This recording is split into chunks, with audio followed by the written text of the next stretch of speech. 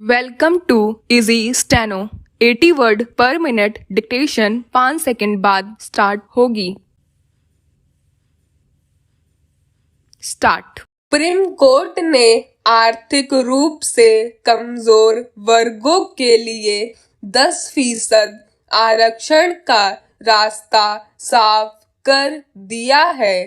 अब शिक्षा और नौकरी में गरीब श्रमणों को भी आरक्षण का लाभ मिल सकेगा। सोमवार को 5 सदस्यों वाले संविधान पीठ ने 3-2 के बहुमत से 103वें संविधान संशोधन की वैधता को बरकरार रखते हुए यह फैसला दिया।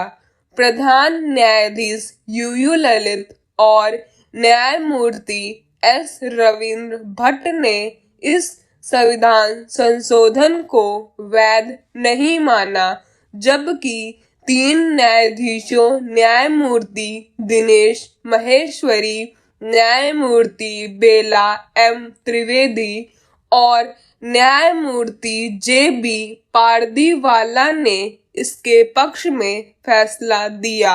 सर्वोच्च अदालत का यह फैसला स्वागत योग्य माना जाना चाहिए, क्योंकि संविधान पीठ ने इस मुद्दे की मूल भावना को केंद्र में रखते हुए उसे तरजीह दी और समान वर्ग में आर्थिक रूप से कमजोर तबके को ऊपर लाने और इस दिशा में सरकार के प्रयासों को अपनी सहमति दी। हालांकि आरक्षण हमेशा से एक संवेदनशील मुद्दा रहा है और इससे जुड़े मुद्दों को लेकर विवाद उठते रहे हैं।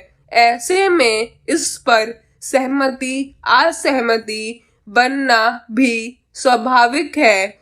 गौरतलब है कि केंद्र सरकार ने वर्ष 2019 में 103वां संविधान संशोधन लागू कर आर्थिक रूप से कमजोर वर्गों के लिए आरक्षण लागू किया था, लेकिन इस संविधान संशोधन को संविधान के बुनियादी ढांचे का उल्लंघन बताते हुए इसकी वैधता को चुनौती दी गई थी।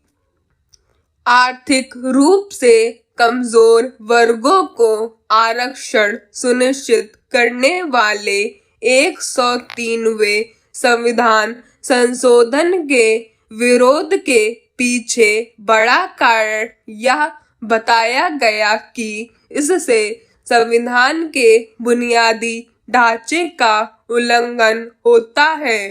प्रधान न्यायाधीश ने भी अपने फैसले में इसको रेखांकित किया है। प्रधान न्यायाधीश ने अपने फैसले में कहा कि संविधान सामाजिक न्याय के साथ छेड़छाड़ की इजाजत नहीं देता। ऐसे में आर्थिक रूप से कमजोर वर्गों को आरक्षण देना संविधान के बुनियादी ढांचे के खिलाफ है। लेकिन संविधान पीठ के जिन जजों ने इसके पक्ष में फैसला सुनाया, वे सभी इस बात पर सहमत थे कि आर्थिक रूप से कमजोर वर्गों को 10% का आरक्षण संविधान के बुनियादी ढांचे का कहीं से उल्लंघन नहीं करता। लेकिन इसमें सबसे महत्वपूर्ण बात यह है कि न्यायमूर्ति पारदीवाला ने साफ कहा कि आर्थिक रूप से कमजोर वर्गों को आरक्षण अनिश्चित काल के लिए नहीं बढ़ाना चाहिए।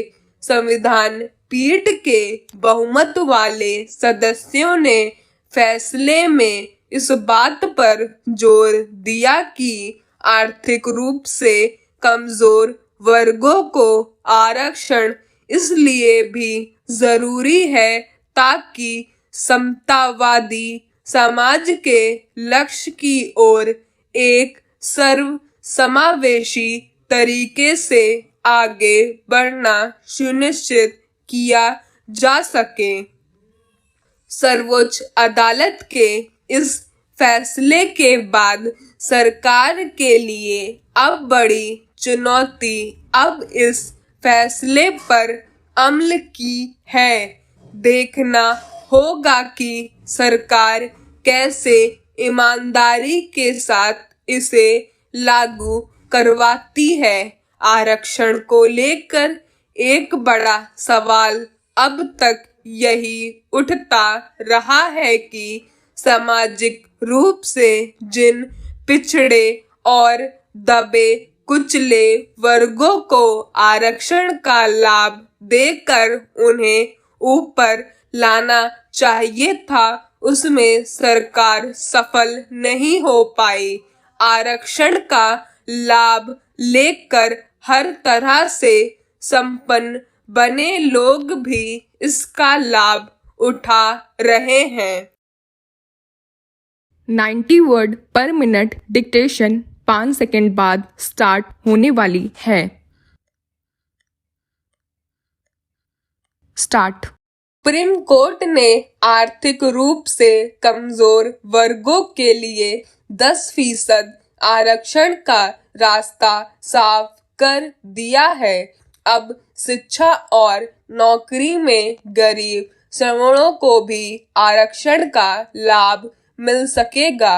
सोमवार को 5 सदस्यों वाले संविधान पीठ ने 3-2 के बहुमत से 103वें संविधान संशोधन की वैधता को बरकरार रखते हुए यह फैसला दिया।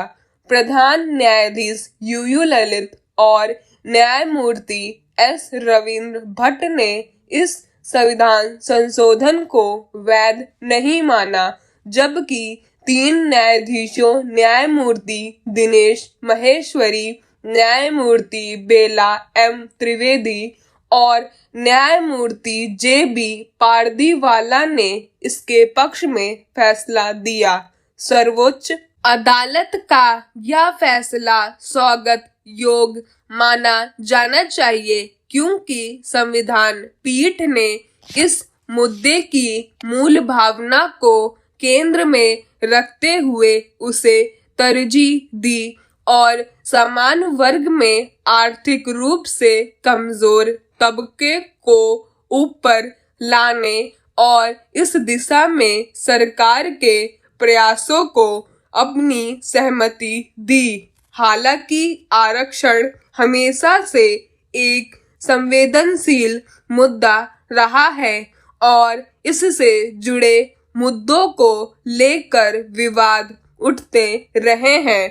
ऐसे में इस पर सहमति असहमति बनना भी स्वाभाविक है। गौरतलब है कि केंद्र सरकार ने वर्ष 2019 में 103वां संविधान संशोधन लागू कर आर्थिक रूप से कमजोर वर्गों के लिए आरक्षण लागू किया था, लेकिन इस संविधान संशोधन को संविधान के बुनियादी ढांचे का उल्लंघन बताते हुए इसकी वैधता को चुनौती दी गई थी। आर्थिक रूप से कमजोर वर्गों को आरक्षण सुनिश्चित करने वाले 103वें संविधान संशोधन के विरोध के पीछे बड़ा कारण यह बताया गया कि इससे संविधान के बुनियादी ढांचे का उल्लंघन होता है।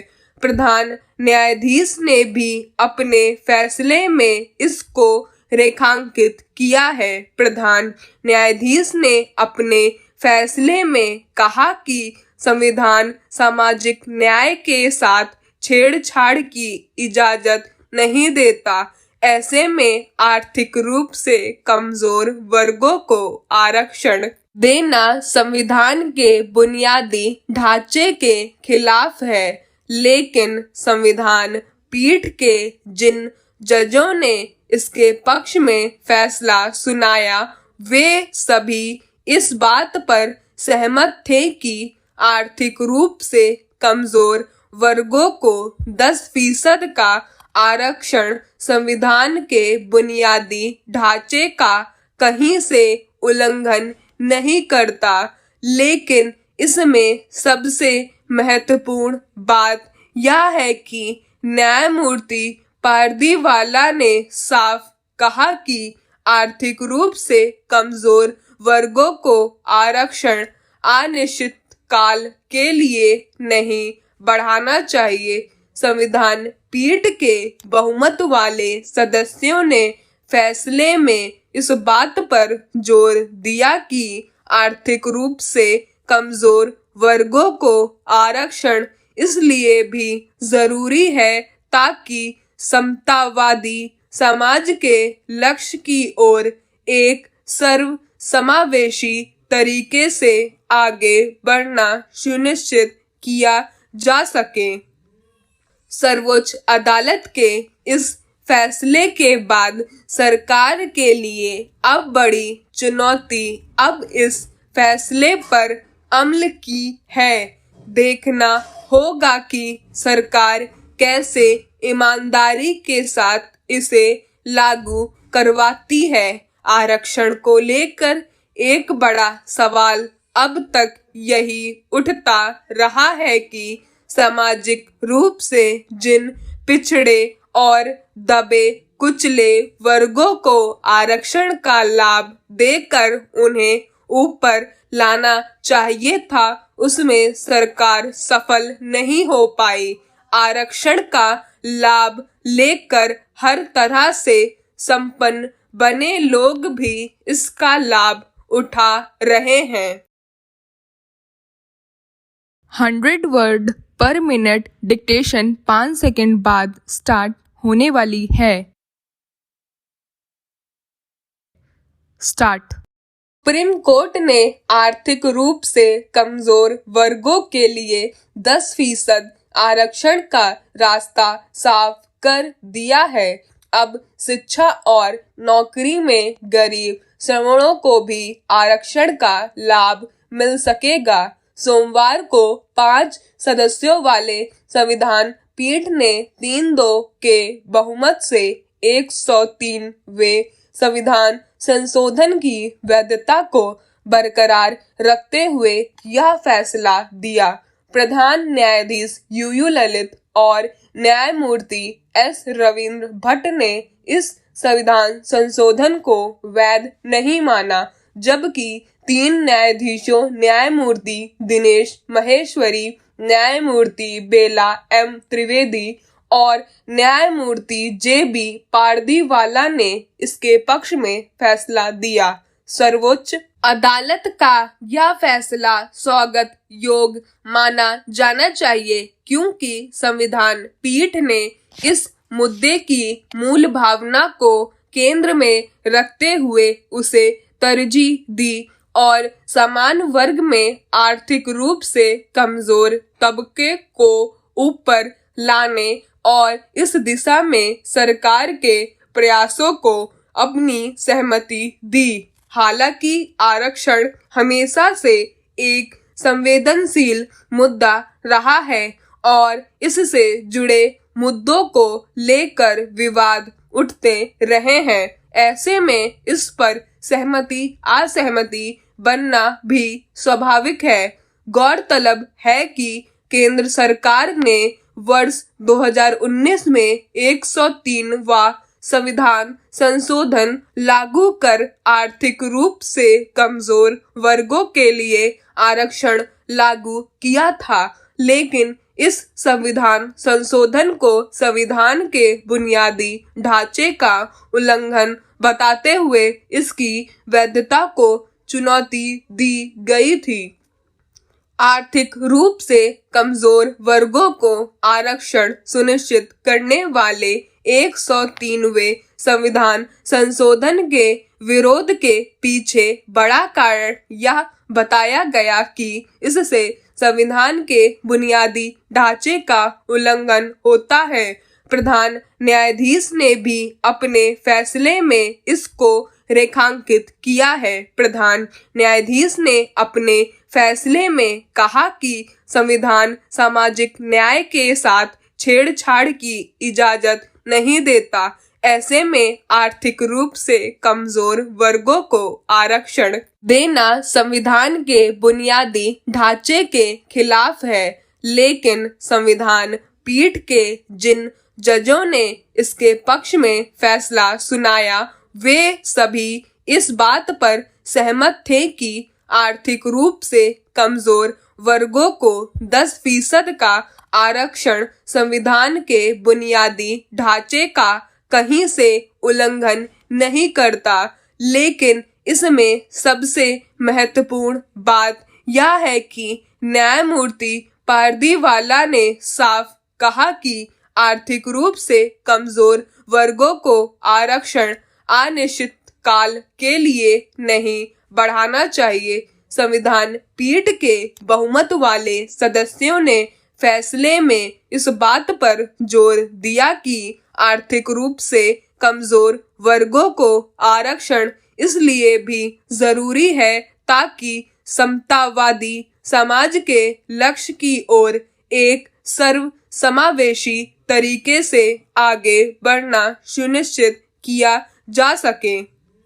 सर्वोच्च अदालत के इस फैसले के बाद सरकार के लिए अब बड़ी चुनौती अब इस फैसले पर अमल की है। देखना होगा कि सरकार कैसे ईमानदारी के साथ इसे लागू करवाती है। आरक्षण को लेकर एक बड़ा सवाल अब तक यही उठता रहा है कि सामाजिक रूप से जिन पिछड़े और दबे कुचले वर्गों को आरक्षण का लाभ देकर उन्हें ऊपर लाना चाहिए था, उसमें सरकार सफल नहीं हो पाई।